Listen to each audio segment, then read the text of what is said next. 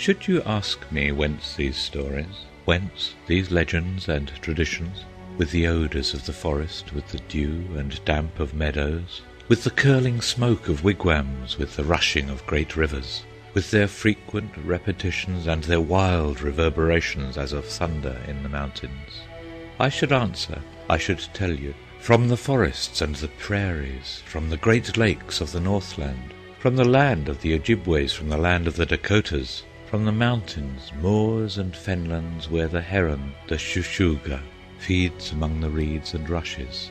I repeat them as I heard them from the lips of Nawadaha, the musician, the sweet singer. Should you ask me where Nawadaha found these songs so wild and wayward, found these legends and traditions, I should answer, I should tell you, in the birds' nests of the forest, in the lodges of the beaver, in the hoofprint of the bison, in the eyrie of the eagle.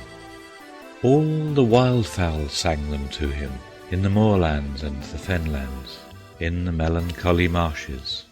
Chetawake the plover sang them, Mang the loon, the wild goose Wawa, the blue heron the shushuga, and the grouse the mushkadasa. If still further you should ask me, saying, who was Nawadaha? Tell us of this Nawadaha. I should answer your inquiries straightway in such words as follow. In the vale of Tawasentha, in the green and silent valley, by the pleasant watercourses, dwelt the singer Nawadaha.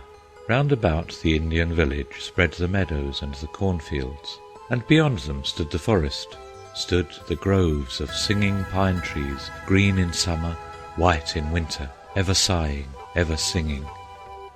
And the pleasant watercourses, you could trace them through the valley, by the rushing in the springtime, by the alders in the summer, by the white fog in the autumn, by the black line in the winter. And beside them dwelt the singer, in the vale of Tawasentha, in the green and silent valley. There he sang of Hiawatha, sang the song of Hiawatha, sang his wondrous birth and being, how he prayed and how he fasted, how he lived and toiled and suffered, that the tribes of men might prosper, that he might advance his people. Ye who love the haunts of nature, love the sunshine of the meadow, love the shadow of the forest, love the wind among the branches, and the rain-shower and the snow-storm, and the rushing of great rivers through their palisades of pine-trees, and the thunder in the mountains, whose innumerable echoes flap like eagles in their eyries. Listen to these wild traditions, to this song of Hiawatha.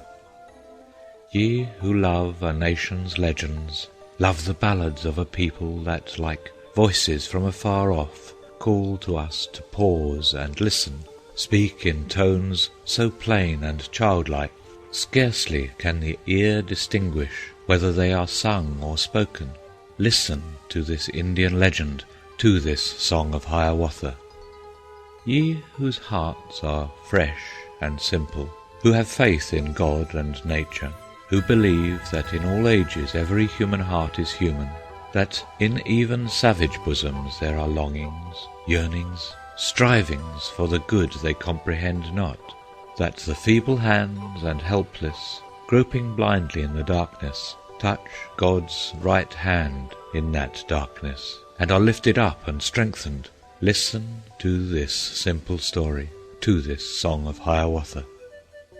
Ye who sometimes in your rambles through the green lanes of the country, where the tangled barberry bushes hang their tufts of crimson berries over stone walls grey with mosses, pause by some neglected graveyard for a while to muse and ponder on a half-effaced inscription, written with little skill of songcraft, homely phrases, but each letter full of hope and yet of heartbreak, full of all the tender pathos of the here and the hereafter.